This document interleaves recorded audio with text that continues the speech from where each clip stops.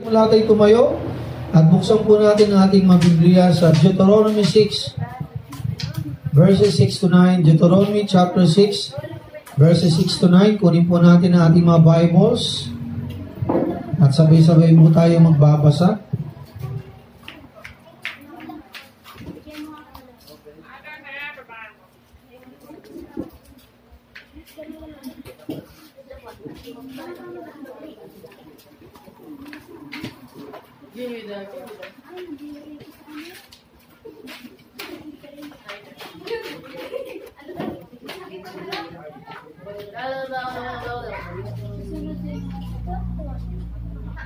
Ano pong verse?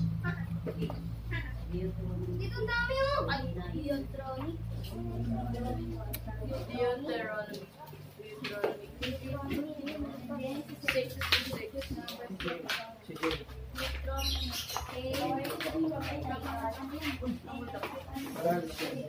Okay, basahin po natin Deuteronomy chapter 6 verses 6 to 9 sa ating mga kaibigang maaabot ng salita ng Diyos. Kayo po ay pagpalain ng Panginoon. Pwede ba yung sa'yo?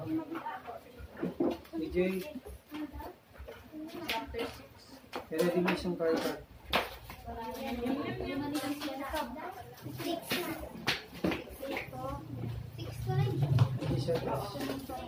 Patayo din. Okay, kung ready na tayo mga kapatid, tayo po ay magbabasa. Deuteronomy chapter 6 verses 6 to 9. Ako'y naniniwala na excited na kayo magbasa. Sabay-sabay po natin itong basahin. Handa na po bang lahat? Lahat po ba may mga Biblia? Ayan, dapat lahat mayroon. Kung wala kayong kumpletong kopya ng Bible, sabihin nyo lang para kayo po'y mabigyan po natin. At makasama po sa mga pagbubuklat, pagbabasa, pag-aaral po ng salita ng Diyos. Deuteronomy chapter 6 verses 6 to 9. Okay, say aloud, Amen? Kung kayo po ay nandyan na. Patayo, sige, patayo din. Okay, basahin po natin ito. Deuteronomy chapter 6 verses 6 to 9. Are you ready? Okay, say aloud, Amen? Amen! Okay, basahin po natin. Ready, go? And these words which I commanded this day shall be in thine heart, and thou shalt teach them diligently unto thy children, and shalt talk of them when thou sittest in thine house, and when thou walkest by thy way, and when thou liest down, and when thou risest up.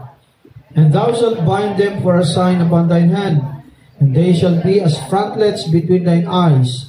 And thou shalt write them upon the posts of thy house, and on thy gates. So tayo pong lahat ay manalangin. Panginoon, pagpalain niyo pong umagang ito. Bless you po, Panginoon, ang aming pagtitipon at kayo pong maluwalhati at madakila sa aming buhay. Minsan pa, Panginoon, kami pangunahan, Banal na Espiritu, sa ngalan ni Jesus. Amen. Okay, be seated. Ayan. Isa pong pinagpalang umagang ating bati sa inyong lahat.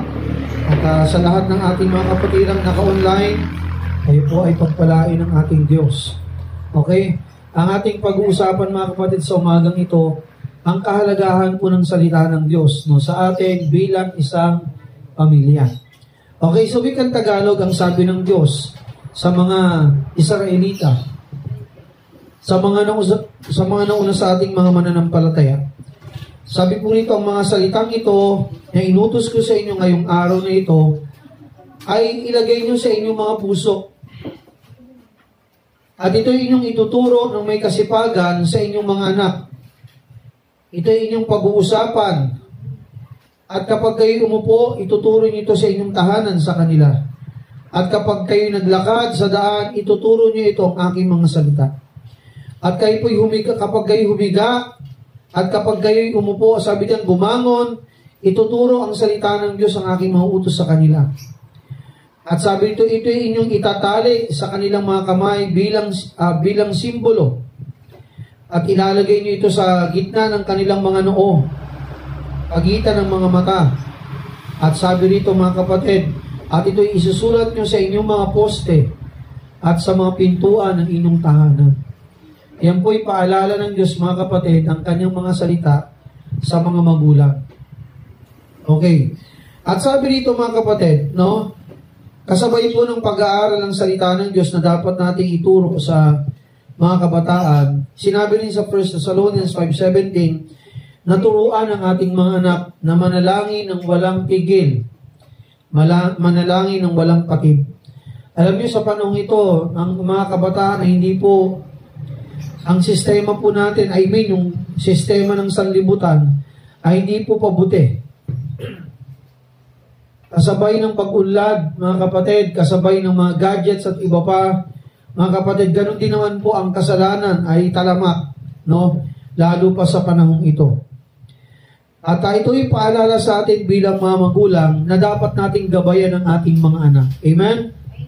Mga magulang, gabayan ang ating mga anak.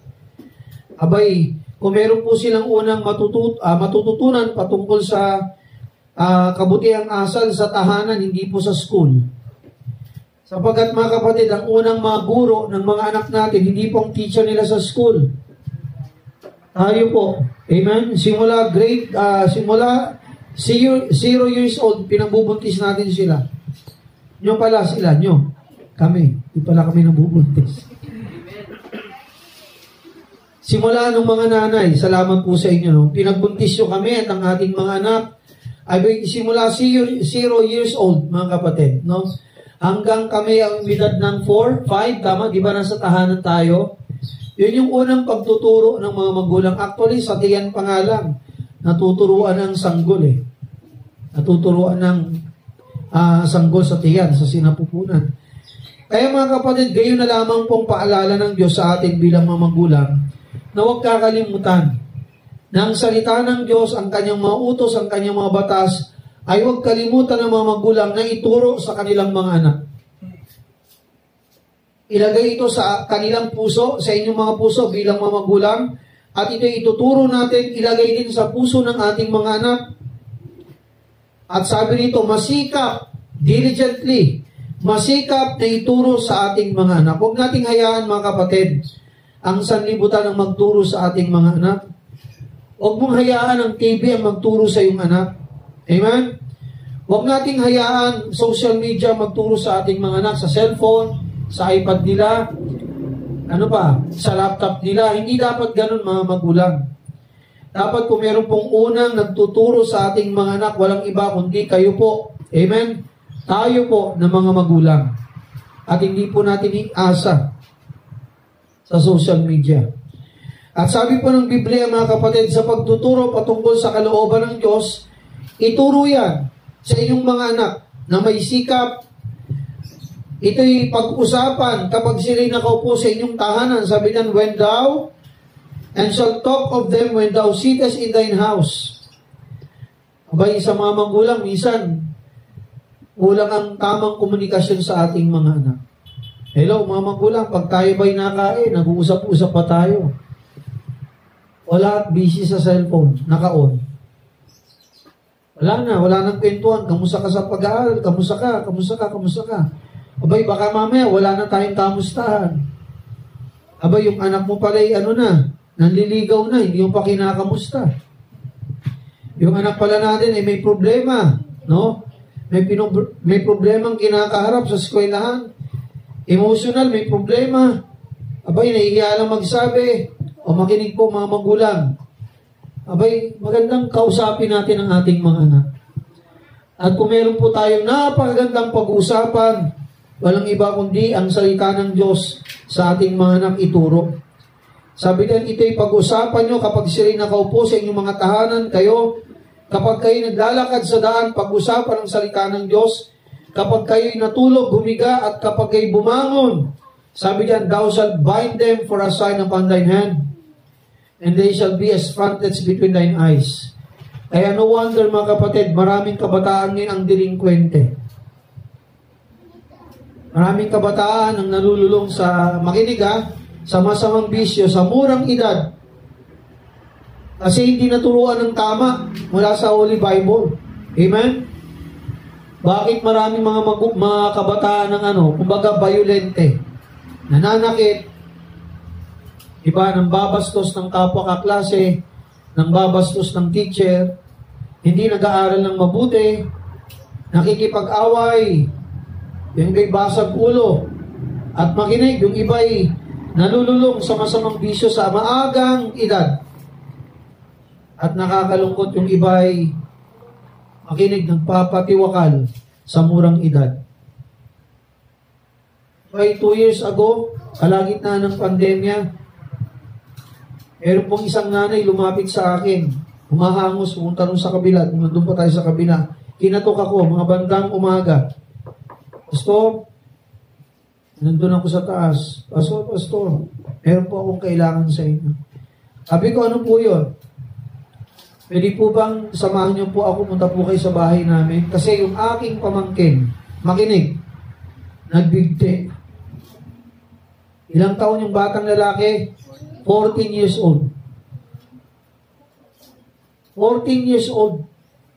Grade 7 o grade 8? Grade 6. Hindi, 12 ang grade 6 eh. Grade 7 or grade 8, high school na eh. Hindi ko alam kung grade 6 siya dahil tumigil ng pag-aaral. Galing probinsya, nag-aaral dito, siguro para siyang na-shock. No? At doon ata sa probinsya, ewan ko kung may nililigawan, pagdating dito may nililigawan din. At hindi ata tipo nung babaeng nililigawan niya at kaklase niya. Abay siguro sa sobrang lungkot kasi gusto niyang umuwi ng probinsya, nagsabay pa. At ayaw siyang pansinin nung kaklase niya siguro nililigaw-ligawan. Alam mo nangyari mga kapatid, meron siyang suicidal note. Yung bata, tinanong ko yung tiyahin, ate, meron ba siyang mga sinulat bago mangyari ito? Pinakita sa akin, yung mga notebook at nandun nakasaad mga problema niya. Gusto niyang bumalik ng probinsya kasi dinala siya rito, hindi gusto niya, hindi labag sa kanyang kalooban. Nabigla siya rito. Okay, sige, siguro napagtagumpayan niya kahit pa paano yung lungkot. Kasi nga, napasok na, abay, dun sa klase, siguro, meron siyang natipuhang kaklase. Siguro, ililigawan niya, pero ayaw siya, nag-aaral pa kasi, bata pa eh. Sa madaling salita, mga kapatid, yung lungkot niya at yung pagiging broken-hearted, mga kapatid, listen, siya yung kaupo sa black, huwag dyan, aantukin ka dyan. Inaantok mo yung mata mo na, aantukin ka pa. Okay. Abay sa sobrang lungkot, alam mo, nung nakita ko, saan siya nagbigday? Ako naawa. Kababa ng puno, siguro yung puno ganyan ang kataas sa TV, ito lang. Yung isa nga, medyo magandang puno na rin, may edad na rin puno, pero hindi naman siya ganun kataasan. Hindi ko lang sure kung bayabas yung punong yun, pero maano na siya, matibay na. Ayun, pinakita sa akin yung taling ginamit. Pinagdugtong-dugtong na tela. At tinanong ko yung atiyahin, ate, mga possible, anong oras? Nag-ano to? Pastor, kagabi, okay pa siya, nakakausap ko namin pa eh. Nakakausap po namin siya, Pastor. Abante na kayo dito, sis, okay lang ba, mga anak? Abante na kayo dito. Abante na. Dito sa unahan kayo kasi may uupo pa. Ngayon, Ate ko dito na. Para lahat maukupa yan. Dito, may talaga. Ayan. Okay? So mga kapatid, nung tinanong ko yung tiyahin, ate, asan po yung ginamit na tali sa pagbigti ng bata? Nandun pa, nakababa pa sa puno, sabi sa akin nung ate, Pastor, ito po yung ginamit na tali. Alam mo, para ako ng lambot. Nanginig yung tuhod ko. Nandun pa yung taling ginamit nung yung 14 years old na batang lalaki ko nagbigti. Nandun pa. At sabi ko, meron ba siyang magamit sa school? Pwede ko bang makita yung mga notes niya? Naku, pinakita sa akin ng tiyahin, Pastor, ito, binasa ko. Sabi ko, ate, wala ba kayong tsansa na kinausap yung pamangkin niyo bago siya magbigti? 2 years ago lang yun, mga kapatid na sa San Gabriel. Sabi ko, nakakapanghinayang yung buhay ng kabataan yun. Nakakapanghinayang. Tapos meron pang isa, 12 years old, doon sa kabilang barangay. Kasagsagan ng pandemya. Babae naman, 12 years old. Nagbigti doon sa CR nila. 12 years old. Grabe. Kaya mga kapatid, kapag hindi po natin nagabayan ang ating mga anak, I tell you mga kapatid, gagabayan sila ng mundo, ng sistema ay masama. Nakuha po? Di ba may mga challenge sa Facebook, yung yung ice bucket challenge, tapos meron pa yung isang ang pangit ng mukha ng laki ng bibig, na ipapagawa nito sa iyo yung gagawin, dapat gawin mo, isa-challenge ka. Ano yan? Momo challenge ba yun? Yung ang laki ng bibig, ang pangit ng mukha nun. Abay, kumuha ka ng ganito. Paluin mo yung kaklase mo, challenge eh. Gagawin naman ng kabataan. Abay, meron tong isa, yung kumuha ka ng kutsilyo, sugatan yung sarili mo. Mga kapatid, yan ang tinuturo ng social media, na kapag hindi po natin ginabayan ng maayos ang ating mga anak, tuturuan sila ng mundo sa kasamaan. Kaya ang sabi po ng Biblia, mga kapatid, sa Deuteronomy 6:6-9, at ang aking mga salita na inutos ko sa inyo ngayong araw na ito ay ilagay ninyo sa inyong mga puso. Mga magulang, abay, kung merong unang magtuturo ng kabanalan, katuwiran sa ating mga anak, hindi po yung teacher nila sa school. Amen? O meron pong unang magtuturo ng maayos na buhay, matuwid na buhay sa ating mga anak, abay mga kapatid, tayo po na mga magulang sa loob ng ating mga tahanan. Yung pong masaklap doon mga kapatid, nangyayari po yan. At na-experience ko po yan. Abay sabi ko doon sa tiyahin, ate, wala na tayong magagawa, nandyan na eh. Pero wala ba kayong, hindi niyo ba siya tinanong sana bago mangyari ito? Pastor, hindi naman kami kinakausap eh. Oh. Kaya mga kapatid, ang ating mga anak, kamustahin natin sa lamesa. O anak, kamusta na yung pag-aaral? Habang nakain, tigil mo na yung gadget. Tigil mo na yung TV, kamustahin mo. Anak, kamusta ka sa pag-aaral? O kamusta si teacher, kamusta yung mga klase, kamusta ka sa loob ng school? Abay, alamin natin ang ating mga anak. Kasi yung iba dyan, baka minsan nabubuli na. Nung ako'y high school, binuli rin ako ng kaklase ko. Gusto kong gumante. Isipin mo yung gusto mong gumante. Buti nga, hindi ko siya nagantihan ng masama. Alam mo kung sino gumanti? Yung teacher ko eh. Kasi sobrang kulit. Palibasa ako nung high school, ako maliit lang ako noon. Ako yung pangalawa sa linya sa, kung hindi ko una sa sa line, sabi ng teacher mo, fall in line. Diba usually, according sa liit, diba pataas?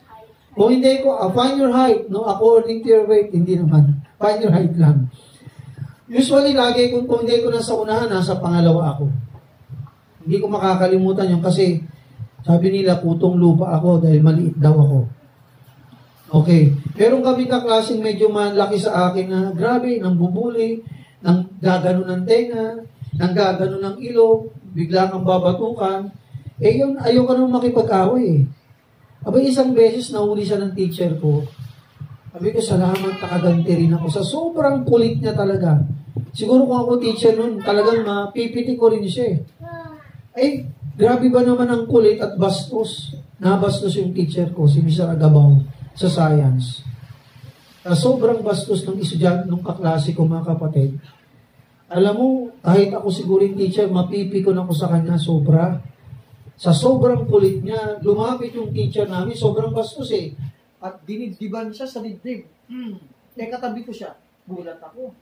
Ginanon yung kanyang damit. Siguro sa sobrang gigil ng teacher ko. Alam mo, sa isip-isip ko, buti nga sa'yo, nakaganti rin ako sa'yo. Kasi napakakulit, grabe mga kapatid. Hindi ako makaganti. Kaya mga kapatid, napakahalaga po sa ating mga anak, kinakamusta natin sila. Amen? At lalo pa mga kapatid, huwag nating kakalimutan na tayo po ay binilinan ng ating Diyos ng kanyang mga salita, gaya po ng sinabi sa Biblia, huwag kakalimutang ituro sa ating mga anak kapag sila ay teach them, sabi niyan, shall teach them diligently unto the children and shall talk of them. Masikap na ituro sa kanilang salita ng Diyos. Pag-usapan kapag sila'y nakaupo sa inyong tahanan, mga kapatid, pagkwentuhan nyo, anak, anong natutunan natin sa Bible? Abay, minsan mag-devotion, hindi naman minsan. Abay, dapat tayo bilang family, may devotion tayo. Kami po, nagsisikap na magkaroon ng devotion, umaga at gabi. Sa umaga, kami lang may iwan, mga anak ko. Didevotion kami ng pag-aalmusal. Basa tayo ng ilang talata sa Biblia. English, Tagalog.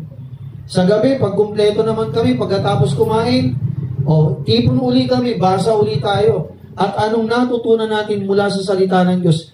Sapagkat mga kapatid, kung hahayaan natin ang TV, ang cellphone, ang social media, ang mundo, ang magturo sa ating mga anak, at hindi po ito, ako mga kapatid, maraming kabataan ang masisirang buhay. Nakuha po, titigas ang ulo, lalaban sa atin, mawawala yung respeto sa ating mga magulang. Bakit, Pastor? Meron tayong pagkukulang.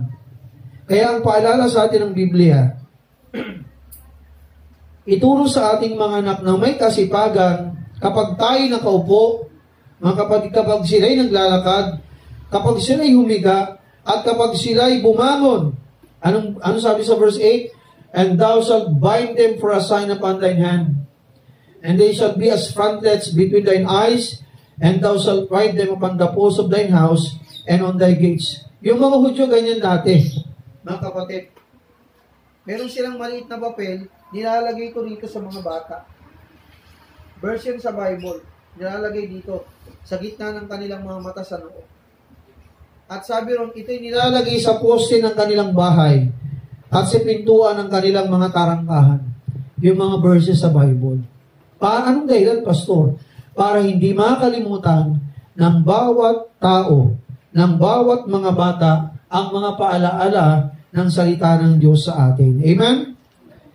Okay, kasabay po mga kapatid, hindi po dapat tayo makalimot na ituro sa kanila ang salita ng Diyos. Ano pong sabi sa 1 Thessalonians 5:17? Okay, basahin natin ito. Ang sabi diyan, pray without ceasing. Manalangin ng walang pagid. Abay, turuan natin ang ating mga anak. Anak, manalangin ka. May hinihingi pa. Sana po minsan ay mabilahan niyo ako ng ganitong kailangan ko. Wala pang pera. Anong gagawin? Anong ituturo natin sa ating anak? Anak, mag-pray tayo. Amen? Anak, mag-pray ka. Ang Diyos dumidinig sa ating panalangin. Abay, turuan natin ang ating mga anak na humingi sa Diyos. Di ba sabi sa Bible? Sa Matthew 6:33, ask and ye shall receive. Amen? Seek and ye shall find. Knock and it shall be open unto you. Sapagkat silang humihingi, bibigyan. Silang naghahanap, makakahanap, makakasumpong. At silang kumakatok, ano sabi ng Bible? Pagbubuksan. Abay, bukod dito mga kapatid, napakahalagang ituro to sa ating mga anak. Pangalawa, abay, turuan natin silang manalangin sa Diyos. Amen? Humingi sa Diyos. Oo, tayo mga magulang, instrumento tayo ng ating mga anak. Gagamitin ka para yung kanilang pangangailangan ay maibigay natin sa kanila. Tama? Pero tandaan natin to, ang lahat ng kailangan natin ay galing sa Diyos. Yun yung ating ituturo sa ating mga anak. Ang kanyang mga salita at ang kahalagahan, mga kapatid, ng pananalangin ng paghingi sa Diyos. Okay. Basahin natin itong Daniel chapter 6 verse 10. Sundan niyo po ako mga kapatid ng inyong mga mata. Okay. Anong sabi diyan? Now when Daniel knew that the writing was signed, he went into his house, and his windows being open in his chamber over Jerusalem, he kneeled upon his knees 3 times a day, and prayed, and gave thanks before his God, and he did aforetime. Abay mga kapatid, si Daniel, diba? Magkakasama yun, 4 sila, Daniel, Shadrach, Meshach, Abednego. Kinuha sila ni King Nebuchadnezzar. Galing sa Israel, mga kapatid, sa Jerusalem, kinuha sila. Etong 4 na lalaking ito, mga binatang ito, binatilong to, mga magagaling, mga matatalino. Scholar tong mga to. Etong 4 na mga kabataang ito, mga kapatid, abay, alam nila ang salita ng Diyos. Okay. Sabi rito mga kapatid, no, gumawa ng batas doon sa kaharian. Nang sabi ron, sa batas na ito, ang sino mang hindi sasamba sa ribultong ginawa ni King Nebuchadnezzar, papatayin. Papatayin. Okay. Ano nangyari mga kapatid?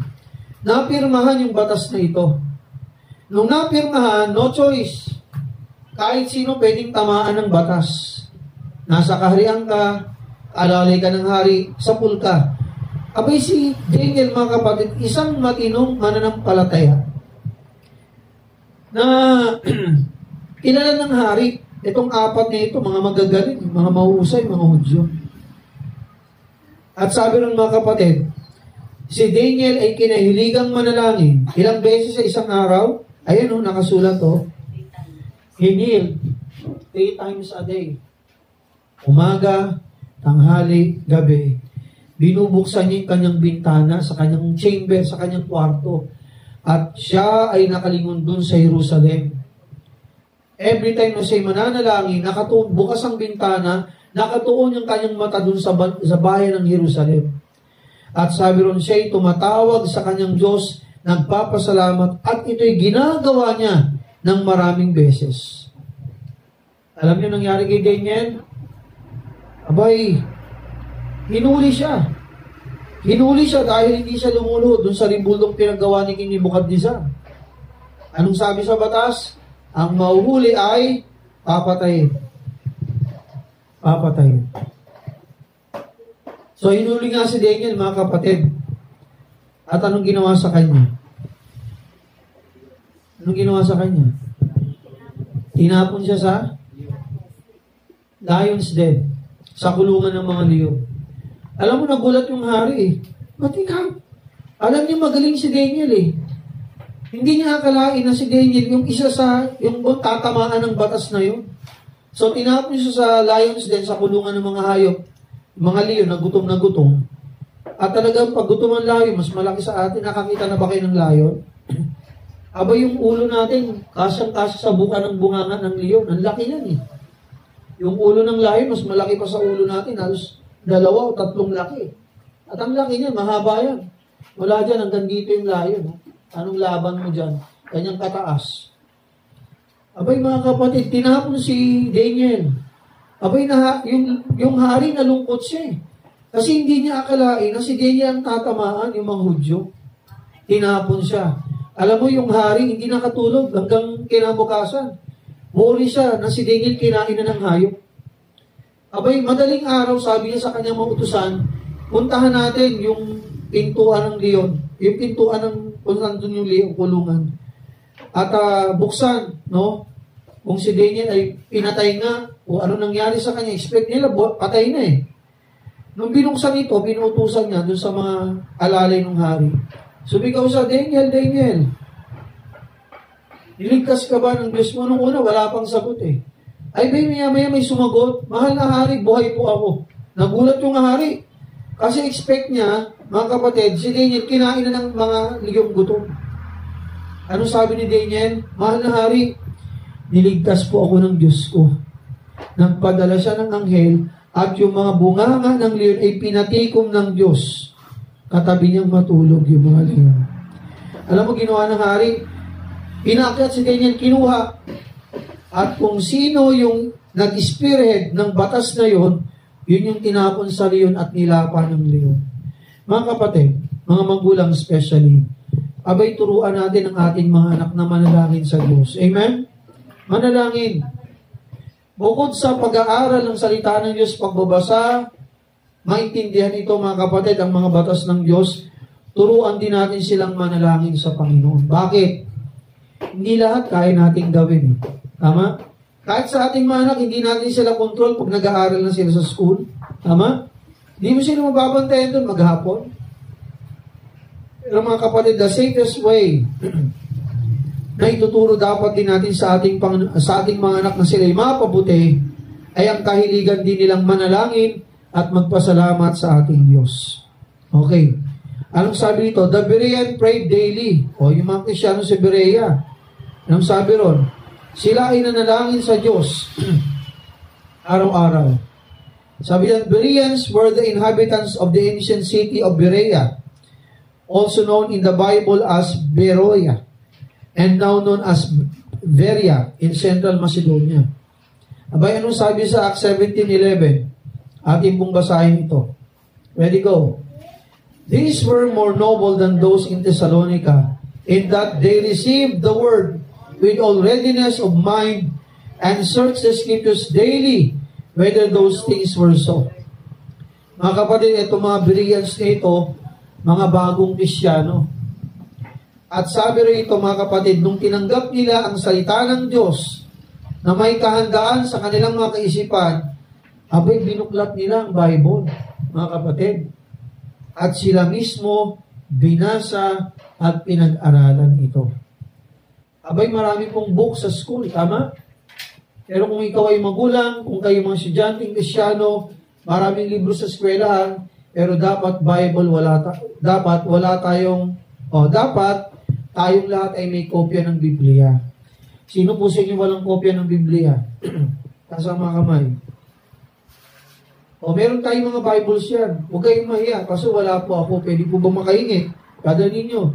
Baka wala pa silang Bible, meron tayo dyan. Sabihan mo lang. Meron tayong English Tagalog dyan at meron tayong Old and New Testament. Abay, kung wala pa yung kopya, sabihin nyo lang. No? Yan po ay biyaya sa atin ng Panginoon, pinamimigay natin. Huwag po kayo maiyang manghingi kung kinakailangan nyo po. Abay, sabi dyan, araw-araw sila nagbuklat ng salita ng Diyos at tinignan. Ay, tama pala yung sinabi nila Pedro, nila Juan. Nandito nga pala talaga lahat sa Biblia nakasulat na. Mga kapatid, bilang Kristyano, bay mahalin natin ito. Mga magulang, mga anak, mahalin po natin ang salita ng Diyos. Okay. There is no prescribed time for your daily devotions. Wala namang sinabing oras kung anong oras ka magbabasa ng Bible. Basta free ka o bago ka gumawa ng trabaho mo. Halimbawa, pagkagising mo sa umaga, manalangin, magbuklat na ng Biblia. Amen? O nagpapahinga ka, tapos na yung ginagawa mo sa buong maghapon. O sabihin natin sa pag-aaral, abay magbuklat ka ng Biblia mo. Abay, pastor, hindi ko maintindihan eh. Abay, meron tayong Bible na English-Tagalog. Tama? English-Tagalog. Di mo intindihan sa English? May Tagalog. Okay? So sabi dyan, the important thing is that you set aside the time. Ayan, no? Mag-set ka ng oras kung kailan ka magbabasa ng Bible. Okay? Early in the morning, binigyan tayo rito, no? Pwede. Maagang-maaga. Masarap yung tahimik eh. No? Ano pa? After the family has left home for the day. Okay? Pag-uwi nyo ng bahay. Okay? During undisturbed lunch break. O pagkakain mo ng tanghalian. Di ba may 30 minutes pa? Pakakain. O magbuklat ka ng Biblia, magbasa. Ano sabi dyan? When the family, when the family has gone to bed, okay, bago matulog, magbasa ng Bible. Set the time and stick to it. O kami sa family, pagkaalmusal. Tapos sa gabi, pagkatapos kumain ng gabihan, iikot kami niyan. Lahat magbabasa. Ang kagandahan doon, pati mga anak mo natututo rin magbasa. Nahasa magbasa ng English at Tagalog. Lahat iikot kami, hindi lang ako nagbabasa. Lahat po. So mga magulang, ugalingin natin ito sa ating mga anak. Ituro natin ang kahalagahan ng pagbabasa ng Biblia, lalo pa sa panahong ito. Malaman nila mga kalooban ng Diyos, mga kapatid, at mahalin nila ang pananalangin. Mahalin nila ang salita ng Diyos, matutunan nila ito, at mahalin nila ang kausapin ng Diyos. Tandaan, ang Diyos, kinakausap po tayo sa pamagitan ng salita niya. Amen? Ng Biblia. Ito ay love letter sa atin ng Diyos. Nandito na, kumpleto na lahat ang gagawin ng tao. Okay? Tayo naman, kinakausap natin ang Diyos sa pamagitan ng pananalangin. Every time na tayo nagbabasa ng salita ng Diyos, kinakausap ka ng Diyos sa kanyang mga salita. At tayo naman po, every time na tayo lumalapit sa Diyos, dumadalangin sa Diyos, makinig po mga kapatid, kinakausap naman natin ang Panginoon. Kaya ugaliin. Okay, how should I walk with God? Paano tayo lalakad? Ayan. Letter A, divide your time roughly into thirds. Hahatiin daw natin yung ating oras sa 3. Okay, una, Bible reading. Huwag mong hayaan, sa loob ng isang araw, hindi mo nabuklat ang Bible mo. Bakit, Pastor? Makinig po, di ba unfair? O ilang oras ka, o sa isang araw, Ilang oras ka nagbubuklat ng cellphone natin? O, sige nga, pagalingan tayo. Di ba, pikit pa mata mo, cellphone mo, nasa na? O, di ba sa umaga? Baka may nag-message, kakapaka-paka, hindi ka pa nadilat ha. Aminin natin, hello? O kaya nakadilat ka na, teka, mahal, nakita mo ba yung cellphone ko? Anak, cellphone ko. O, di ba? Merienda sa umaga, cellphone ko, baka may nag-message. Bago mananghalian, cellphone ko. Sa hapon, cellphone ko. Sa gabi, teka, bago matulog. Baka may mga nag-message. At kung ano na patitingnan natin. O, di ba unfair? Ang cellphone natin, maghapon, naka-on. Worry ka pagka 2%. Okay, charge mo na yung charger. Makikipag-away ka pa, wag na yung charger. Pero ang Bible, wala, nandyan maghapon, nakatingin lang sa'yo. Hindi pinapansin ng maraming Kristyano. Hello, mga kapatid. Abay, baguhin natin ang ating mga kaisipan. Amen? Kung tayo po nagbubuklat ng ating mga cellphone, ng ating mga gadgets, ng TV, laptop at iba pa, radyo at iba pa, mga kapatid, buklatin natin ang Biblia. Amen? Basahin po natin ito. Kaya dito sa atin, mga kapatid, dun sa mga nakapag-retreat, o kamusta yung ating Bible journal? Araw-araw yun, di ba? Magbabasa tayo ng isang chapter. Napakaikli lang naman, isang chapter. Wala pang 5 minutes, tapos mo nang basahin, o 10 minutes. Abay, gawin ninyo, mga kapatid. Hindi yan para sa akin. Para sa inyo po yan. Okay, 1/3. Yung maghapon mo, hindi dapat mawawala yung Bible reading. Ano pa, 1/3? For thinking about what God has said sa kanyang mga salita. O ito po, tip ito para tayo pag nagbasa ng Bible, meron tayong maintindihan. Sa pagbabasa mo, binasa mo, di ba? Pastor, teka. Wala, hindi ko na-get eh. Balikan mo ulit, basahin mo pangalawa. Maintindihan mo na yan. Okay, sabi ron, pangalawa, isipin mo anong sinasabi ng Diyos sa mga talatang binasa mo. Anong pangusap sa iyo ng Diyos? Okay, nalaman mo na, ito. Pinagagawa ng Diyos sa akin ito. Lumakad ako ng matuwid, banal sa mundong ito. Okay, sabi diyan, pangatlo, ayan, huwag kang magtatapos ng hindi nananalangin. Actually, bago at pagkatapos mo magbasa ng Biblia, napakahalaga po ng pananalangin. Amen? Okay. Letter B. So how should we walk with God? Divide your time roughly into thirds. Manalangin, magbasa, at anong mensahe sa ng Panginoon at manalangin sa pagtatapos. Letter B. Anong sabi sa Habakuk 2:1? Maging motto natin ito. Anong sabi diyan? Basahin po natin. Ready, go? I will stand upon my watch and set me upon the tower, and I will watch to see what he will say unto me, and I shall answer when I am reproved. Okay, basahin natin sa wikang Tagalog. Okay, nawa maging motto natin ito. Di ba yung mga gwardya, anong trabaho ng mga gwardya? Sagi, magbantay. Di ba? Ang gwardya hindi dapat patulog-tulog yan. Amen? Diba dapat alisto tayo? Amen? Anong sabi diyan? Na maging motto natin yung Habakuk 2:1, ako'y tatayo at magbabantay. Ako'y nandun sa tower, no? Kung saan nandun yung mga gwardya magbabantay. Sabi diyan, I will watch to see what he will say to me. At sabi diyan, magiging ako mapagmatsyag at pakikinggan ko kung anong sasabihin sa akin ng Diyos. At sabi diyan, ako isasagot sa Kanya when I am reproved. So mga kapatid, napakahalaga na tayo po, no? Doon sa ating binasang mga talata, ano ba ang sinasabi sa akin ng Biblia? Application. Binasa mo pa sa Habakuk nung unang panahon pa to Panahon pa to ng mga Hudyo Pero aplikasyon mo ngayon, anong sabi rito? Abay, magiging tayo mapagmatsyag. Alamin natin kung anong sinasabi ng Bible sa atin.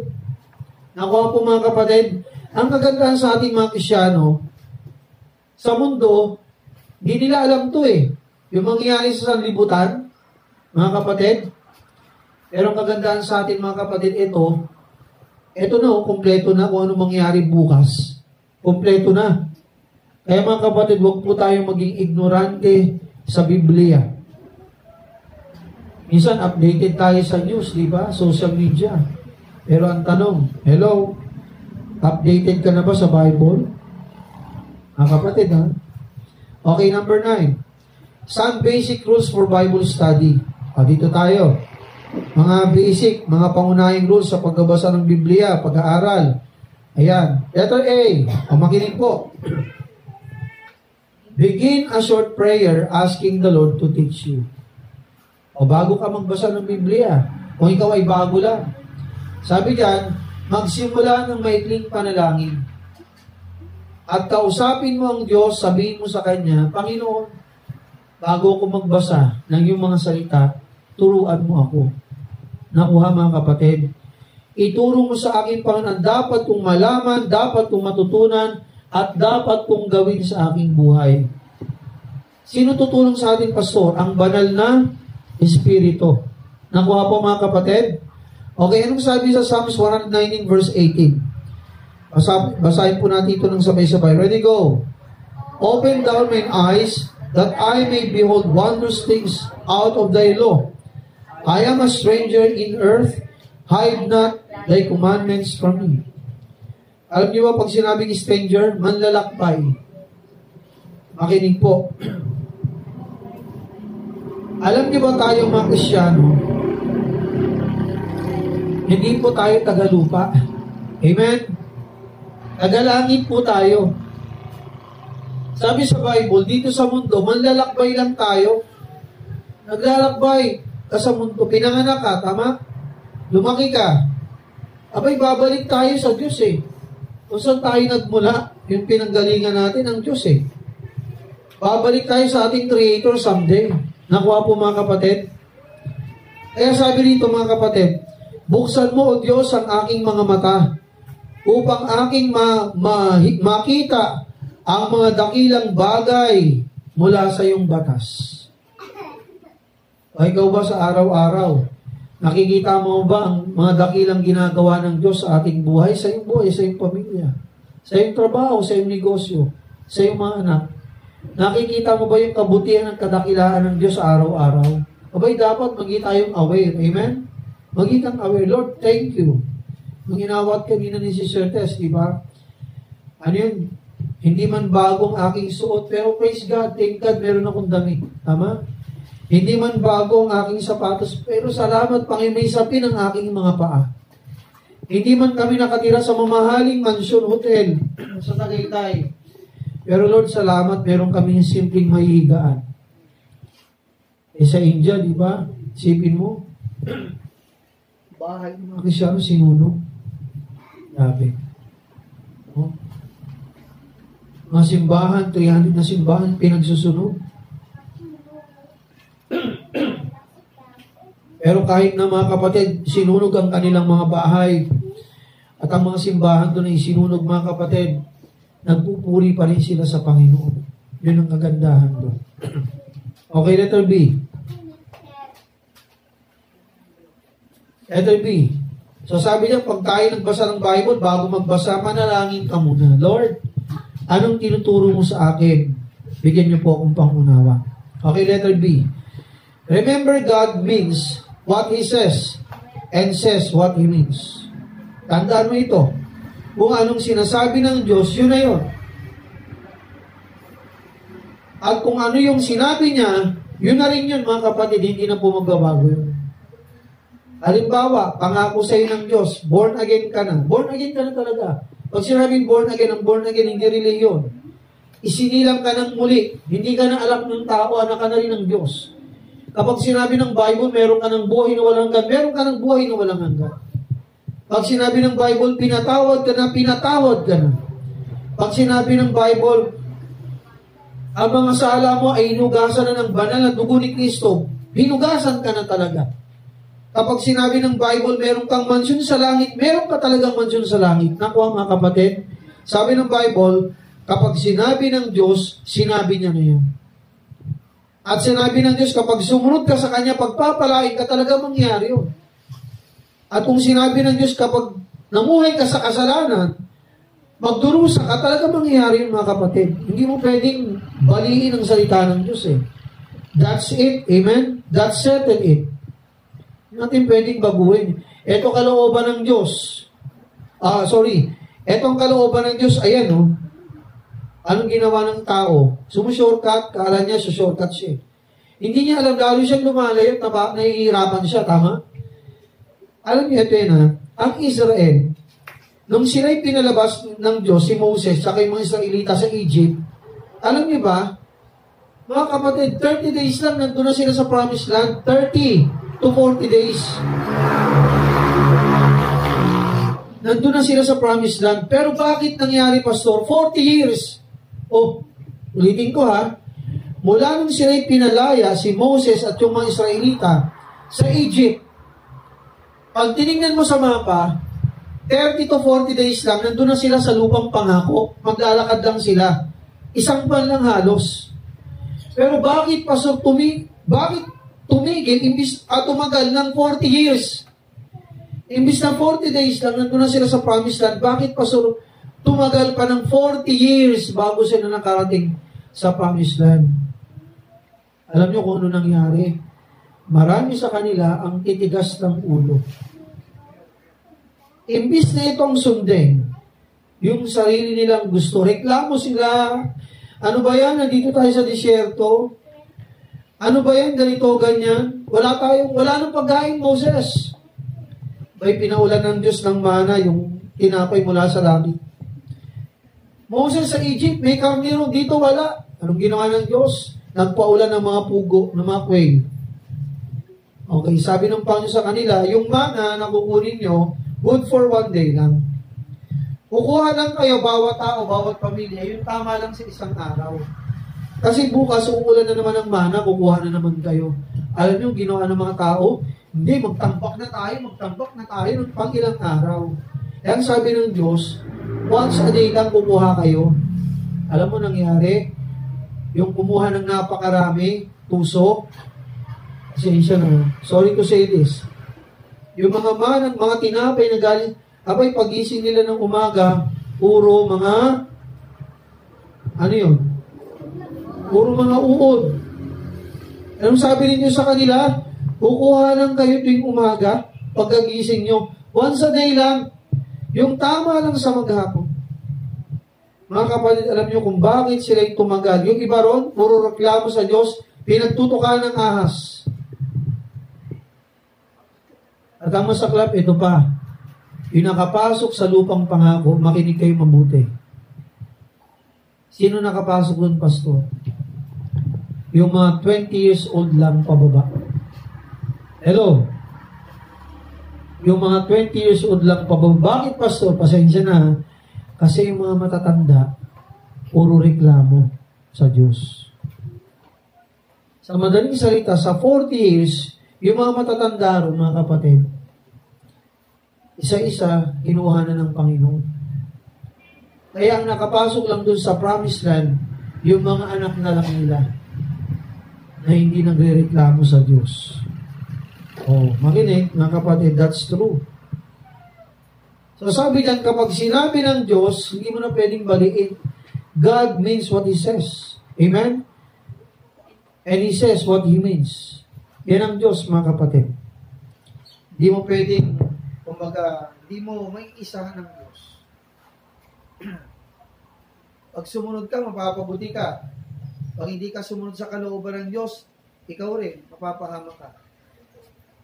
Kaya nung sabi sa Joshua 1:8, Panginoon, huwag mawalay, no? Huwag mawalay, Panginoon, ang iyong mga salita sa aking mga bibig. Ito, daanan lang natin to. Joshua 1:8 and 9, no? This book of the law shall not depart out of thy mouth, but thou shalt meditate therein day and night, that thou mayest observe to do according to all that is written therein. For then thou shalt make thy way prosperous, and then thou shalt have good success. Abay, kung gusto nating maging prosper ang ating buhay, prosperous, hello mga kapatid, huwag natin kalimutan to. Sino sa atin ang gustong guminhawa ang buhay? Lahat tayo. Gusto natin, tama? Ito, huwag natin kalimutan. Sabi diyan, thou shalt make thy way prosperous, mga anak. At sabi diyan, and then thou shalt have good success. Magkakaroon ka ng mabuting tagumpay. Sino sa atin ang ayaw ng tagumpay, mga magulang? Para sa ating mga anak. Hindi ba lahat gusto natin magtagumpay ang ating mga anak? Pastor, anong sikreto? Walang ibang sikreto kundi ito. Alamin mo ang kalooban ng Diyos sa buhay mo. Para maging prosper ka sa buhay at maging kang successful sa buhay. Wala pong shortcut. Mga kapatid, there is no shortcut to blessing. Kundi ang salita po ng Diyos lamang. Okay, tuloy po natin. Si J. Oras. 11:28. Ay, napasarap ako Okay, tapusin natin dito. Keep in mind, basahin natin to. While the Bible is written for you, it was not all written to you, nor was it written about you. Okay. Sabi diyan, lahat ng Bible ay sinulat para sa iyo. Tandaan niya na, ang salita ng Diyos ay sinulat para sa atin. Hindi dyan sinulat yung lahat-lahat ka. Nakuha mga kapatid. Yung patungkol sa buhay mo, hindi man nakadetalye dyan yung buhay ni CJ, ganito, ganyan, hindi man. Hindi nakadetalye. Pero tandaan natin ito mga kapatid, ang salita ng Diyos ay naisulat para sa atin. Amen? May pasalamat tayo, hindi siya ang Diyos gumamit ng tao. Ama? Ginamit niya yung 44 human authors o 40 human authors para may isulat ang salita niya at iya. May pasalamat tayo, tao ang ginamit ng Diyos para mailimbag ang kanyang mga salita. Hindi niya ginamit yung manok. Ano kayong sulat ng manok, no? Kinahig-kahig. Maintindihan kaya natin yon? Diba? Buti na lang, hindi ginamit ng Diyos ang hayop. Ano ba, baboy ang magsulat ng Biblia. Ano kaya, puro musok, no? Puro ganon. May pasalamat tayo, taong ginamit ng Diyos para may isulat ang kanyang mga salita. Bakit, Pastor? Kasi tao ang may kailangan. Tayo ang may kailangan. Okay? Ano pa? To help understand passages, apply the golden key. Okay, para maunawaan din natin yung mga talatang binabasa natin. Number 1. Okay, pag nagbasa ka ng Bible, who is speaking? Sino yung nagsasalita sa talatang? Yan ba'y apostol, patriarka, o ang Diyos? Pangalawa, to whom He is speaking? Sino ang kausap dito ng Diyos, halimbawa? O sinong kinakausap rito ng taong ito? Dapat alam mo yan. Pwede kayo magtanong. Okay, doon mismo sa binabasa nyo, makikita nyo na. Okay, number 3. About what He is speaking. Patungkol saan ang kanyang sinasabi. Okay, pang-apat. When was He speaking? Kailan niya ito sinabi? Halimbawa, sinabi ng Diyos, ang salita ng Diyos ay huwag mawalay sa inyong mga bibig. Bagkus ito'y araw-araw niyong pagbulayan, araw at gabi, upang kayo magkaroon ng masaganang buhay at magkaroon kayo ng mabuting tagumpay. Sino nagsasalita ron? Number 1, who is speaking? Ang Diyos. Sinong kausap niya? Si Joshua. Hello, si Joshua ang kausap niya ron. Pangatlo, anong pinag-uusapan? Anong sinasabi ng Diyos? Kung gusto ni Joshua na maging matagumpay, magkaroon siya ng mabuting tagumpay at masaganang buhay, anong sabi ng Bible? Huwag kakalimutan ang salita ng Diyos. Amen? Araw at gabi, basahin, unawain, isabuhay. Okay. Kailan yan sinabi ng Diyos? Noong Old Testament. Okay, Pastor, balikan natin. Pastor, sinabi ng Diyos yan nung unang tipan pa 1,000, 2,000 taon na nakalipas, sinabi yan ng Diyos. Teka. Iba na yung panahon ngayon, Pastor. O makinig. Ang Diyos ba nung unang panahon at Diyos ngayon, magkaiba? Hello? Ulitin ko ha. Ang Diyos ba nila Haring David, nila Abraham, nila Eva at Adan noon, at ang Diyos natin ngayon, magkaiba ba? Mga kapatid, magkaparehas lang. Abay, kung ito'y sinabi ng Diyos kay Joshua, na huwag kakalimutan ang kanyang mga salita para maging matagumpay siya. Mga kapatid, ang Diyos ni Joseph, Diyos natin, hindi po magkaiba. Parehas lang. At ang mensahe po ng salita ng Diyos, mga kapatid, ay parehas lang. Sa panahon natin, mga kapatid, kung i-apply natin ito, mga kapatid, ganun din ang pangako sa atin ng Diyos. Magkakaroon ka ng matagumpay na buhay at magkakaroon ka ng kasaganahan sa buhay. Mga magulang, ito po ang ituturo natin sa ating mga anak. Hello, mga magulang, tulog pa ba kayo o gising na? Yung ba sa inyo? Kumakapit. Kumakapit dyan. So, ano ang gumaganong ka? Pinipinit kang hinahin pa baba. Yung talukap ng mata mo, di ba? Ginaganon ni Satan, no? Yung talukap ng mata natin, hinihila niya pababa para makatulog. Habang nagpipig si Pastor. Abay, dapat, parang lumulubog ka sa tubig. Abay, maahon tayo, di ba? So, ito'y paalala sa ating mga kapatid. Bay, mahalin natin ito, amen? Ituro natin ito sa ating mga anak. Mag-set tayo ng oras sa pagbabasa, pananalangin, kasama ang ating mga anak. Abay, kung ikaw ay may kumpanya, di ba? Pangunahan mo ang inyong company. Ikaw na Kristyano, pangunahan mong pagbabasa ng Bible, pag-aaral.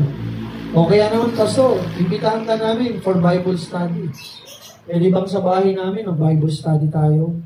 Walang problema, sabihin lang po sa akin. Amen? So mga kapatid, sa panahong ito, abay deterrent, no? Ang panlaban natin sa sistema ng mundo ito, ang salita ng Diyos, para ang ating mga anak ay mapabuti. Sinong gagamitin una sa loob ng tahanan? Ikaw at ako na magulang. Ang magtuturo dapat sa ating mga anak. Huwag po nating iasa sa teacher nila. Ang ituturo niya sa school, math, science, Filipino, araling panlipunan. Pero mga kapatid, ang pagkatakot sa Diyos sa tahanan, dapat tinuturo ng magulang. Amen? Ang pagmamahal sa Diyos. So tayo pong lahat mga kapatid ay manalangin. Manalangin po tayo. Dakilang Diyos, aming Ama, purihin ka, Panginoon, sa araw na ito. Pagpalain niyo, Panginoon, ang bawat mga magulang, ang aming mga tahanan, ang aming mga anak. Sa aming mga tahanan, tulungan mo kami, O Diyos, na patuloy pong lumapit, manangan sa iyo. At paghariin nawa po namin, huwag kalimutan ang iyong mga salita sa aming puso, sa aming buhay. Okay, tayo pong lahat ay tumayo. Habang nakatayo ang lahat, pumikit at yumuko. Tayo pong lahat ay tumayo at pumikit. At habang nakayuko, mga magulang, habang